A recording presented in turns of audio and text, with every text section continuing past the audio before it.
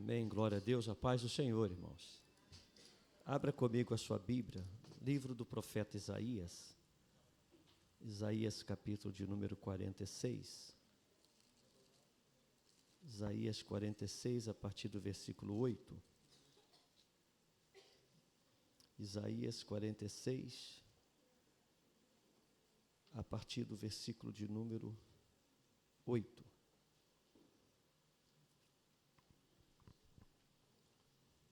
Glórias a Jesus. Amém? Vamos ler naquela versão que está ali, que diz assim: Lembrai-vos disto e considerai, trazei-o à memória, ó prevaricadores. Lembrai-vos das coisas passadas desde a antiguidade, que eu sou Deus e não há outro Deus. Não há outro semelhante a mim, que anuncie o fim desde o princípio e desde a antiguidade as coisas que ainda não sucederam, que digo, o meu conselho será firme e farei toda a minha vontade, que chamo a ave de rapina desde o oriente e de uma terra remota o homem do meu conselho, porque assim o disse e assim o farei vir, eu o formei e também o farei. Ouve-me, ó duros de coração, os que estais longe da justiça. Faço chegar a minha justiça e não estará longe, e a minha salvação não tardará. Mas estabelecerei em Sião a salvação e em Israel a minha glória. Amém? Você pode se sentar glorificando a Jesus? Louvado seja o nome do Senhor. O livro do profeta Isaías é considerado por alguns teólogos como a miniatura da Bíblia. A Bíblia tem 66 livros, sendo que ela é dividida em duas partes, Antigo e Novo Testamento. E o livro do profeta Isaías, ele também se pode considerar que ele está dividido em duas partes. A primeira parte vai até o capítulo 39. Até o capítulo 35, o profeta Isaías está pronunciando mensagens de condenação à nação de Israel, às nações que estão em volta. Neste momento do seu livro, ele está profetizando ao povo que vive na sua época. Ele está profetizando que o castigo de Deus virá. As suas profecias, elas tanto se referem à tribo do norte, que foi levada para o cativeiro no ano 721 a.C., quanto também para o povo do sul, que foram levados para o cativeiro no ano 605 a.C. Ele também profetiza para as nações que estão em volta, as nações que estão como inimigos do povo de Deus. Então, como profeta na sua época, foram levantados para denunciar o pecado, anunciar as consequências e proclamar a restauração. Do capítulo 1 ao 45, as suas mensagens são exatamente assim. Ele denuncia o erro, anuncia as consequências, e a Israel, ele traz também uma mensagem de restauração. Do capítulo 36 até o capítulo 39, o profeta Isaías, ele abre um parêntese nos seus oráculos e fala da história de vida do rei Ezequias, quando ele foi invadido por Senaqueribe e orando ao Senhor Deus dar livramento, e essa história é bem conhecida. Deus envia um anjo e este anjo mata 185 mil dos assírios, eles voltam envergonhados para a sua terra. Israel, tribo do sul, tem livramento, Jerusalém tem livramento. E também fala da enfermidade do rei Ezequias, e após a sua enfermidade, orando ele ao Senhor, Deus lhe concede mais 15 anos de vida. Agora, a partir do capítulo 40 e até o de número 66, as mensagens do profeta Isaías são mensagens de restauração. As mensagens que ele escreveu a partir do versículo, ou capítulo 40, ele escreveu para um povo que ainda vai nascer. ele não escreve para o povo que vive em sua volta. Ele escreve para um povo que ainda vai surgir. Este povo é o povo que está no cativeiro da Babilônia, os caldeus. E ele inicia falando de um tempo novo que virá. O Senhor o usa, e nos primeiros versículos do capítulo 40, especificamente o versículo 3, ele diz assim: voz do que clama no deserto, preparai a vereda do rei. Ele está anunciando a vinda do Messias prometido, aquele que trará salvação, mas uma salvação não somente para o povo de Israel, mas uma salvação que alcançará todos os povos da terra. Embora o entendimento deles, povo judeu, ainda não era que esta salvação viria para todas as famílias da terra, que seria um rei, que viria não para restaurar o reino glorioso que Israel viveu, nos tempos do rei Davi, nos tempos do rei Salomão, o tempo de glória, onde eles estavam por cabeça e dominando e não sendo dominados. Para o povo de Israel, ele estava anunciando este tempo vindouro, de uma restauração ao reino glorioso de Israel. Mas, na verdade, Deus estava pronunciando e já anunciando aquilo que ele já havia falado desde os dias em que o homem estava no jardim do Éden, e após o seu pecado, Deus pronunciou que viria um que traria salvação a toda a humanidade e resolveria o problema do pecado e restauraria o homem novamente para si. E ele começa o capítulo 40 anunciando exatamente este tempo, falando desta vinda de Jesus, aquele que traria para a humanidade salvação e restauração. Do capítulo 40 até o capítulo 48, o profeta Isaías, ele coloca em evidência o Deus Pai. E ele começa a fazer algumas comparações entre Deus, Jeová, o Deus de Israel, e os deuses das nações pagãs, os deuses adorados pelos pagãos. Ele começa a fazer uma comparação e ele faz várias perguntas. E dentre essas perguntas ele questiona o povo: quem é como o Senhor?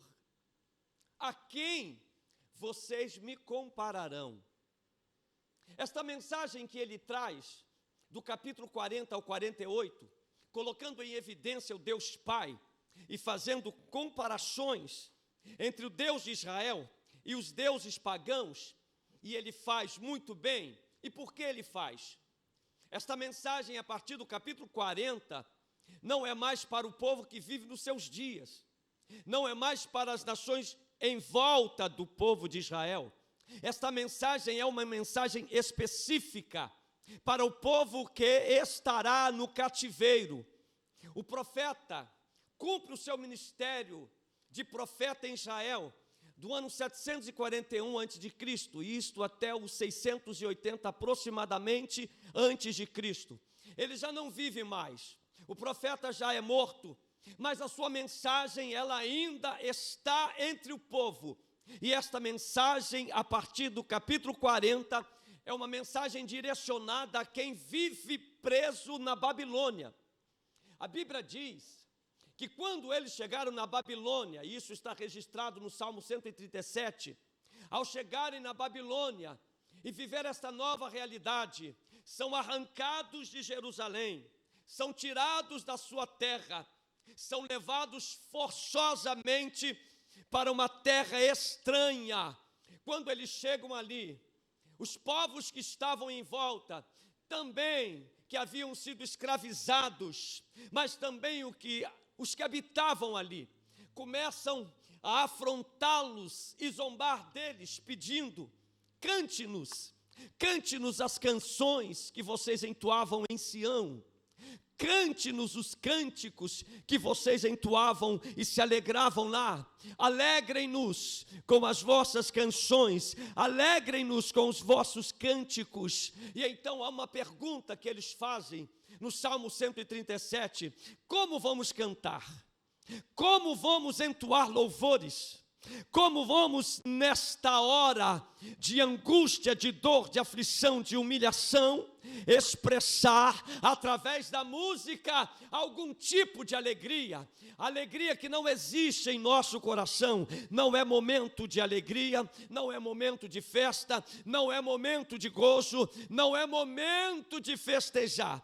E então eles declaram no Salmo 137, pendurávamos as nossas harpas, porque não havia em nós motivo algum de louvor. O retrato deste povo que chega no cativeiro é exatamente este retrato de um povo derrotado, de um povo cabisbaixo, de um povo humilhado, de um povo afrontado.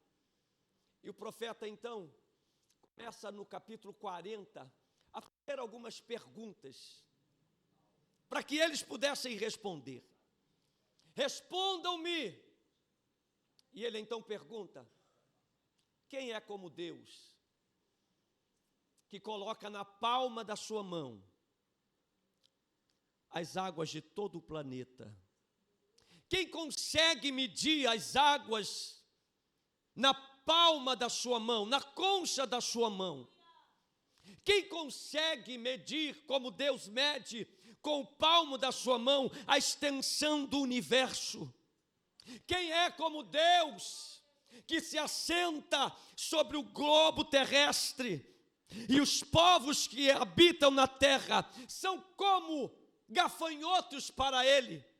Quem é que conhece as estrelas e as chama pelo seu nome, e nenhuma delas deixa de se apresentar a ele quando ele as chama?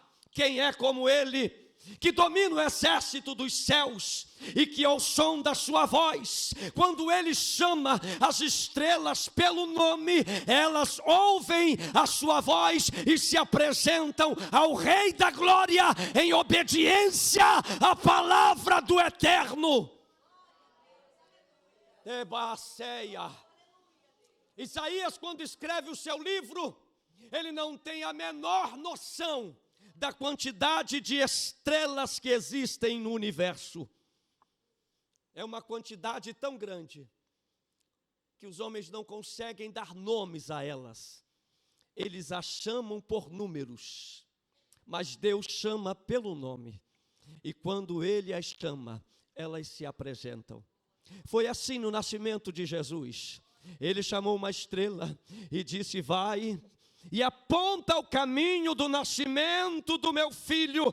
E aqueles 3 reis magos que estavam ali foram guiados e dirigidos ao local do nascimento por uma estrela que Deus chamou e disse, vai lá e mostra o caminho. O profeta começa a perguntar e a questionar o povo, quem é como Deus, que domina o exército de estrelas dos céus, que conhece ela pelos nomes? Quem é que pode medir todo o universo com o palmo da sua mão? Que desenrola o universo como se fosse uma cortina e faz dele a sua habitação.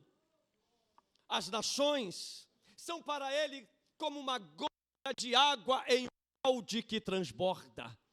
Os reis são para ele como nada, e nada são os príncipes.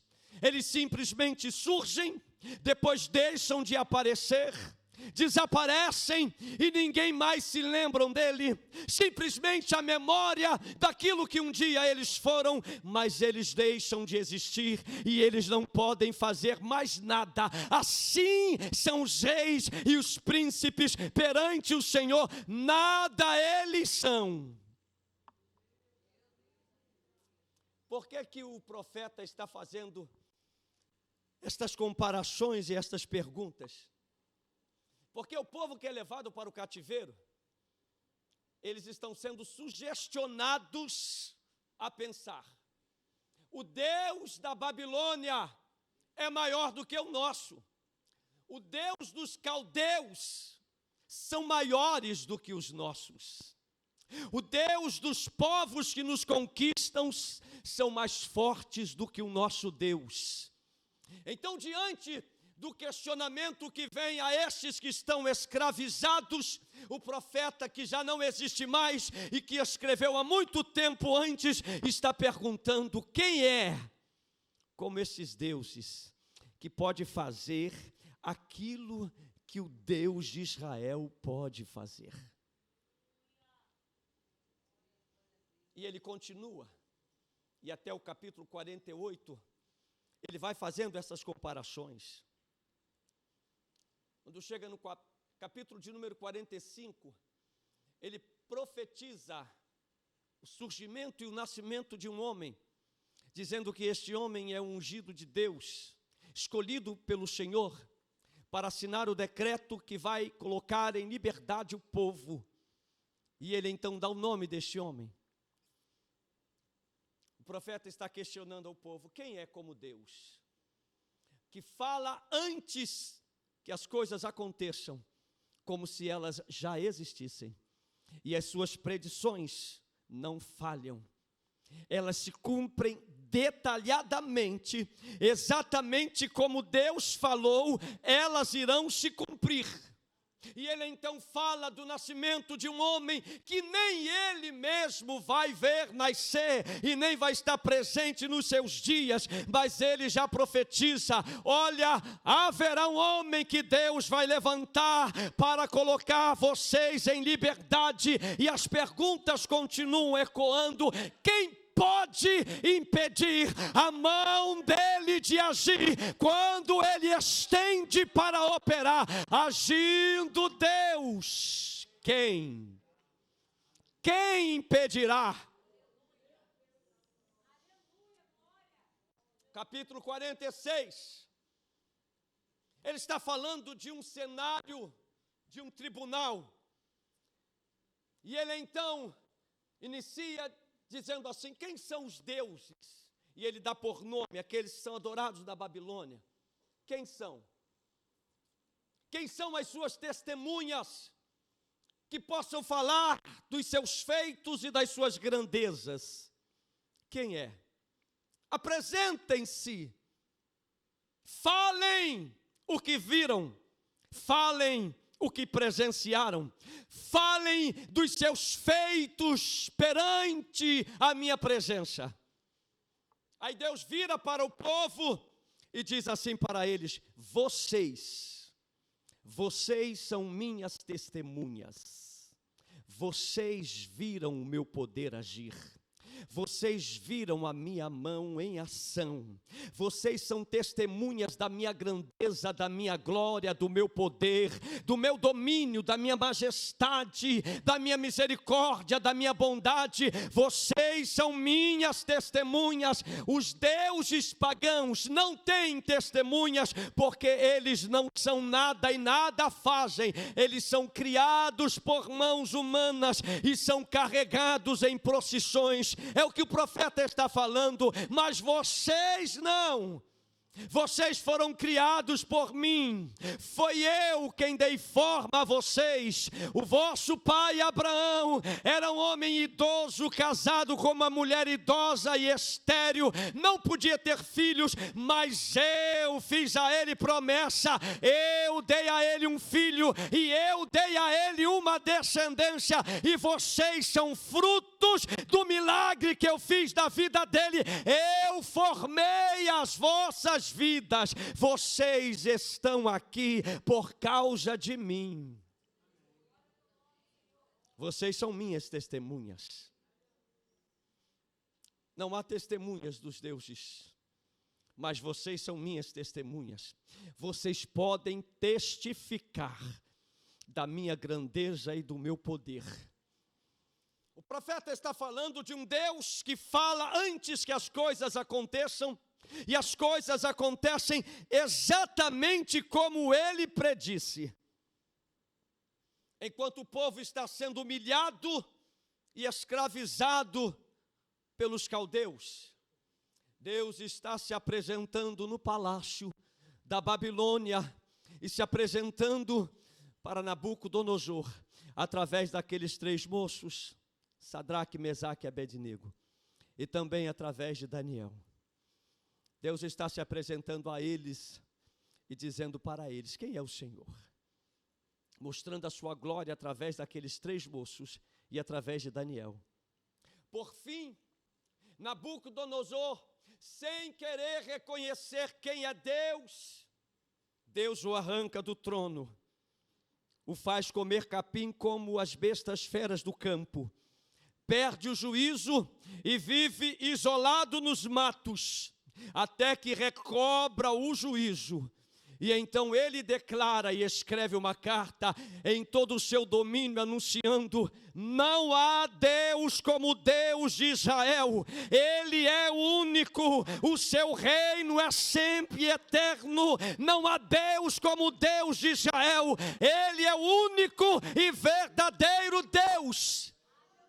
Enquanto o povo de Israel é sugestionado a duvidar de quem é Deus, Deus levanta o que está no topo da humanidade como rei governante e o faz reconhecer quem é verdadeiramente o Deus único e verdadeiro, e ele escreve para que todas as nações possam saber: não há Deus como o Deus de Israel, não há Deus como o Deus de Israel, Ele é o único e o seu reino é eterno. Deus está falando com um povo que ainda não existe, está chamando eles de testemunha do seu poder. E para este povo Deus está fazendo comparações entre os feitos de Deus e o poder dos deuses pagãos. Deus está despertando este povo. Até o capítulo 48, ele coloca em evidência o Deus Pai, falando desta comparação entre os deuses pagãos e os deuses ou Deus de Israel. Do capítulo 49 e até o capítulo 57, o profeta coloca em evidência os feitos do Deus Filho. Ele será um servo sofredor, homem experimentado em dores, mas nele se cumprirá a promessa do Pai.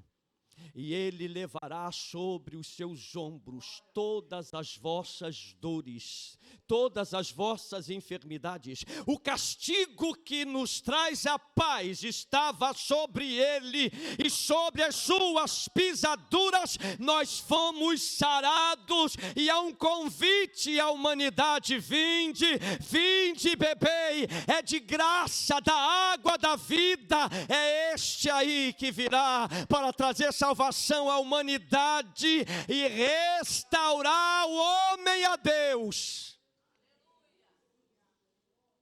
Capítulo então 58 até o 66, ele coloca em evidência a obra do Deus Espírito Santo. O Espírito do Senhor, Jeová, está sobre mim, porque o Senhor me ungiu a pregar boas novas, a libertar os cativos e oprimidos, a pôr em liberdade a todos que estão acorrentados. E ele começa a falar da obra do Espírito Santo. O profeta Isaías, ele profetiza sobre esta questão da restauração da humanidade a Deus e dos caminhos pelos quais o Senhor vem trilhando para que a humanidade o reconheça como Senhor e se apresente a Ele entendendo os seus propósitos, projetos, entendendo os seus planos para a humanidade e o reconhecendo como Senhor. Mas eu queria nesta noite falar com os irmãos sobre esta chamada de atenção de Deus para o povo que está no cativeiro. Este capítulo 46. E o Senhor então convida o povo a olhar para trás e ver os seus feitos. O profeta profetiza dizendo assim: se passares pelo fogo, ele não te queimará. Se passares pelas águas, elas não te submergirão. Deus está trazendo uma palavra de renovo ao povo, de ânimo, de fortalecimento.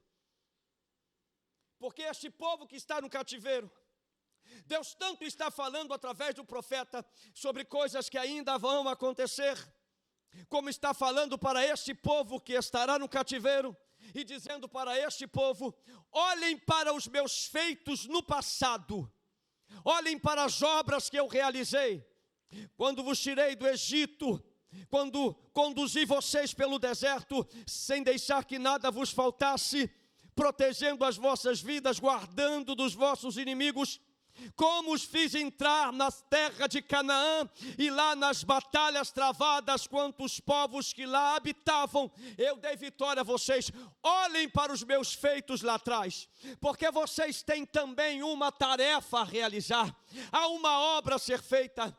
A viagem da Babilônia para a Terra Santa era uma viagem longa, haveriam perigos nas estradas, os inimigos estavam em volta e o povo sempre odiado. Então a tarefa de retornar para a terra de Canaã não seria uma tarefa fácil, mas Deus estava falando através do profeta: não temas, não tenham medo, vão, porque eu serei a vossa proteção e segurança, nada vos atingirá, nem fogo, nem água, nem o vosso adversário, vocês andarão em paz, e a minha presença vai garantir a vocês um tempo de paz e de conquista, e vocês tornarão a habitar na terra que eu vos prometi. A tarefa de Deus não era fácil, pastor Roberto, porque há um povo que está vivendo em um cativeiro, humilhados e envergonhados, arrancados da sua terra, e agora vivendo uma vida completamente diferente. E agora uma palavra de Deus: saiam daí e voltem para a terra que eu vos dei. A terra estava destruída, as muralhas destruídas, as casas destruídas, o templo destruídos. Eles estão habitando em uma terra, embora sendo escravos ali, mas eles vivem uma vida boa. Tanto vivem uma vida boa, que nem todo mundo se predispõe a voltar para Canaã. Muitos ficaram ali, preferiram continuar na terra da Babilônia, mas o Senhor queria que o povo rompesse e saísse deste mundo que eles vivem e caminhasse até a terra de Canaã, entendendo: nós vamos chegar lá, e lá o Senhor será conosco. Há uma nova história para ser escrita, e é o Senhor quem vai à nossa frente. Pela nossa ótica, o tempo não é favorável, as condições não são boas, estamos em menor número, estamos com a autoestima lá embaixo, não há ânimo em ninguém. É por isso que Deus usa o profeta nesta comparação, exaltando a sua majestade e a sua grandeza, e mostrando a eles: não há Deus como o vosso Deus, não há Deus que faz o que o vosso Deus faz, não há Deus que realiza o que o vosso Deus realiza. Então se levantem na certeza de que nada e ninguém vos fará retroceder e vos impedirá de chegar aonde eu quero que vocês cheguem. Não temam ao fogo, não temam à água, não temam ao vosso adversário, não temam ao perigo da estrada, não temam a distância que vocês irão percorrer, porque eu, o Senhor, conduzi a vossa vida até aqui. É por isso que há necessidade de algumas perguntas que parecem se repetirem, mas é uma conscientização que o povo precisa ter. Este Deus que nós servimos, Ele já mostrou de todas as formas e maneiras, que quando Ele quer fazer, não tem ninguém que impeça. Quando Ele decide fazer, não tem ninguém que pare a sua mão. Quando Ele fala que vai fazer, não tem quem faça a sua palavra retroceder. Ela sai da sua boca e cumpre exatamente os propósitos pelo qual ela saiu da boca de Deus e percorre todo o universo sem encontrar resistência de ninguém. Ela vai e faz. Quando Ele decide, Ele faz. Quando Ele quer, Ele opera. Não tem quem paralise a mão dEle. E Deus então está conscientizando este povo dos seus feitos do passado, dizendo para eles: olhem e se lembrem. O profeta Jeremias, no seu livro de Lamentações, ele escreve dizendo assim: quero trazer à memória só aquilo que me dá esperança. Quero trazer à memória só aquilo que me dá esperança. As nossas memórias, às vezes, elas não nos ajudam. Principalmente quando o tempo é desfavorável. Parece que as piores lembranças vêm para mostrar que não é tão difícil quanto a gente pensa. É bem pior. Mas o profeta está dizendo: eu quero trazer à memória só o que me dá esperança. Porque o que tira a minha esperança já está diante dos meus olhos. A minha realidade já extermina toda a minha esperança. As circunstâncias que eu estou vivendo já é suficiente para me fazer parar, sentar e ficar o resto da vida chorando por não ver saída e nem solução. Então, o meu presente já é desanimador. Então, como contemplar um futuro diante de uma realidade tão desfavorável? Aí Deus, usando o profeta, está trazendo a este povo um momento de reflexão. Olhem para o passado e vejam o que eu fiz. Vejam se alguém pôde impedir a minha mão de agir quando eu determinei que as coisas acontecessem. Embora Faraó não quisesse deixar o povo sair, mas ele teve que se curvar diante a minha vontade, porque ninguém impede quando eu quero realizar. Não tem muralha de Jericó, não tem mar vermelho, não tem nada que impeça a mão de Deus de agir. Então, diante de tudo isto que vem sendo falado pelo profeta, o povo está sendo conscientizado do Deus a quem eles servem. E o Senhor está contando com eles e dizendo assim: vocês são minhas testemunhas. Se alguém disser que não pode, vocês são minhas testemunhas para declarar: pode sim. Ninguém nunca conseguiu, mas com Deus as coisas mudam. Ninguém nunca entrou, mas Ele tem a chave que abre a porta e ninguém fecha a porta que Ele abre. Ninguém nunca conseguiu alcançar, mas Ele faz alcançar lugares altos. Ele tira do monturo e coloca em lugares de excelência. Então há uma palavra de Deus para um povo abatido, para que eles reconheçam que não há Deus como o Senhor. Tem testemunhas de Deus aqui? Tem testemunhas de Deus aqui? Deus pode contar com você no tribunal para mostrar diante daqueles que não confiam nele que pode confiar que ele é fiel. Tem. Onde estão as testemunhas de Deus? Você pode levantar a sua mão e dar glória? Pode mesmo. Tem alguma coisa que Deus tenha feito na sua vida extraordinariamente, que você pode levantar a sua mão e declarar: eu conheço Ele, eu sei o que Ele pode fazer, eu sou testemunha viva do poder deste Deus. Onde estão as testemunhas dele? Às vezes parece que as testemunhas de Deus estão meio cabisbaixo, né? Porque é uma realidade nova que surge. E que aí às vezes abate o homem. A tristeza vem, o desespero. Eu tenho certeza que o pastor Roberto já foi procurado inúmeras vezes por ovelhas desesperadas. Não sei o que fazer. Parece que Deus me esqueceu. Quem já pensou isso alguma vez? Não levante a mão não, que vai ficar vergonhoso. A gente pensa, mas a gente não relata. Deus me abandonou, não é possível. Quem já não procurou o pastor neste momento de desespero? Achando que Deus havia esquecido. Achando que Deus havia abandonado.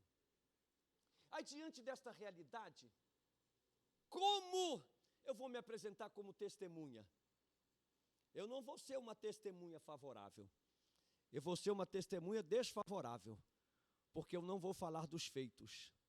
Eu vou falar do esquecimento, que eu penso que ele esqueceu. As testemunhas de Deus estavam por eles como esquecidos no cativeiro. Mas Deus já havia escrito para eles, antes que eles entrassem no cativeiro: vocês não estão nas mãos dos reis, nem dos príncipes. Eles nada são. As nações nada representam diante da minha presença. Quem determina sobre a vida de vocês não é os reis que governam a terra. Quem determina sobre a vida de vocês sou eu. Vocês são minha propriedade peculiar. Vocês são meus, eu formei vocês. Vocês não me carregam como os outros carregam seus deuses. Eu carrego vocês em meus braços. Eu levo vocês nos meus braços e os faço chegar aonde eu quero que vocês cheguem. Esta era a palavra de Deus para o povo. Era uma palavra de ânimo, de incentivo. Havia uma jornada a ser feita de regresso para a terra de Canaã. E este povo agora precisaria se levantar de cabeça erguida, sem olhar para as impossibilidades, sem olhar para os tempos desfavoráveis. Não há tempo desfavorável para o Senhor. É Ele quem faz os tempos, é Ele que faz as estações, Ele muda os tempos se for preciso, Ele muda as leis se for necessário, Ele muda os reis se for necessário, Ele muda os governantes se for necessário, Ele troca o juiz de cadeira se for preciso, Ele muda quem Ele quiser mudar, para que a vontade dEle seja estabelecida e cumprida. Não tem homem que impeça a mão dele de agir. Então, diante desta realidade, há uma palavra de Deus para este povo. Mas Deus está falando com eles através de uma palavra que já havia sido escrita há muitos anos antes que eles fossem para o momento que eles estavam vivendo. É por isso que Deus está, através do profeta, dizendo: quem pode falar sobre o futuro sem que nada caia por terra e aconteça exatamente como ele declarou?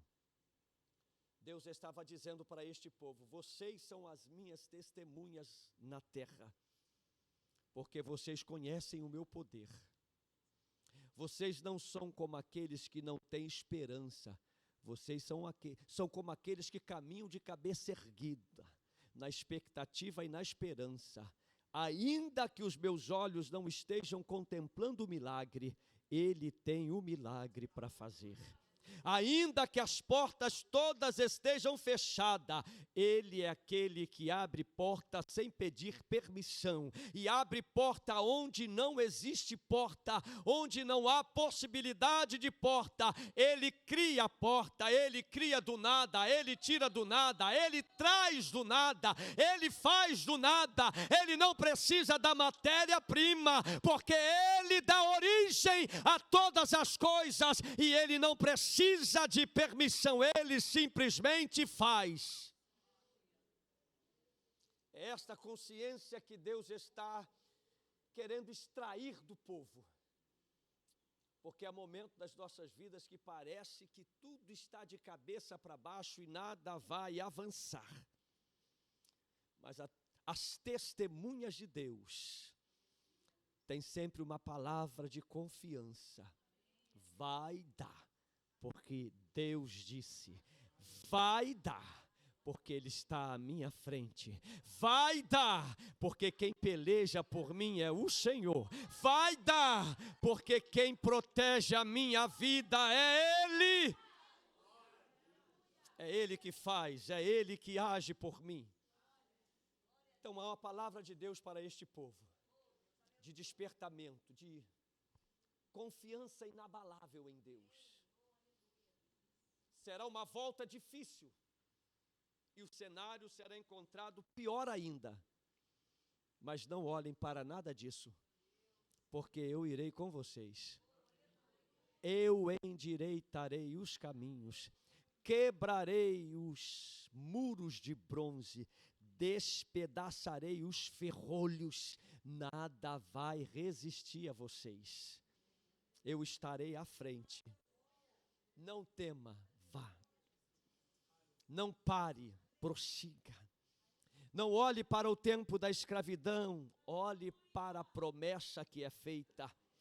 Porque da mesma forma que vocês vieram, eu também prometi tirar vocês daqui. E aí se cumpre aquilo que o Senhor falou através do profeta no capítulo 45.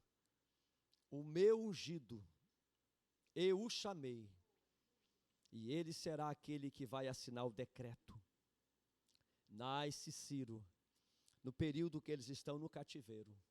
Já está escrito sobre ele, já está falado sobre ele. Ele será o instrumento na minha mão de libertação ao povo. Mas e se ele não quiser? Deus não é, em hipótese alguma, Ele não é vencido nos seus propósitos e objetivos. Deus fala das coisas que não são antes que elas sejam, e elas acontecem exatamente como Ele descreveu. Este homem nasce, e ele é usado como instrumento de Deus para libertar o povo.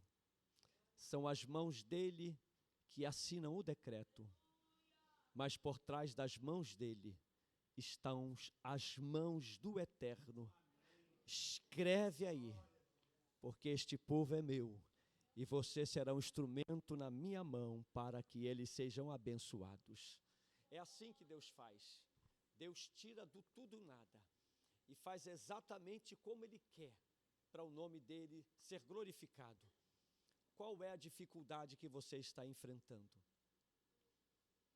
Qual é a situação que tira a sua paz e que te faz pensar: Deus me esqueceu e me abandonou, eu estou sozinho neste momento? O que faz você pensar assim?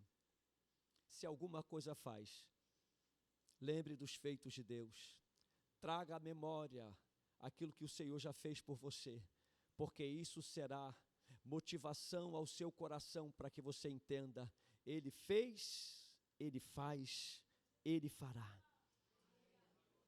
A jornada não vai ser fácil de retorno para a terra de Canaã, mas o Senhor promete estar conosco. Esta obra nova não parece ser fácil, mas Deus torna as coisas fáceis. Deus torna as coisas fáceis, porque nas impossibilidades do nosso coração, o Senhor que cuida de nós, Ele providencia os caminhos favoráveis para que o nome dele seja glorificado. Eu quero orar por você nesta noite. Se coloque de pé em nome de Jesus. Há algum cenário desfavorável diante dos seus olhos? O Senhor tornará eles favoráveis. Quem crê, diga a glória. Se você quiser vir à frente, vem à frente, eu quero orar por você, para que o Senhor venha renovar a sua força, venha motivar o seu coração, venha guardar o seu coração e a sua mente, não deixar que você venha olhar para as circunstâncias, mas olhar para o poder de Deus, tanto para as realizações que Ele já fez, quanto para aquilo que Ele já prometeu fazer lá na frente. Tem alguém aqui que quer vir à frente para nós estarmos orando? Vem em nome de Jesus. Glórias a Jesus.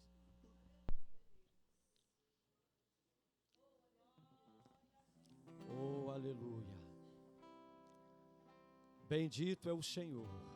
Estenda suas mãos, você que está aí à frente, em nome de Jesus.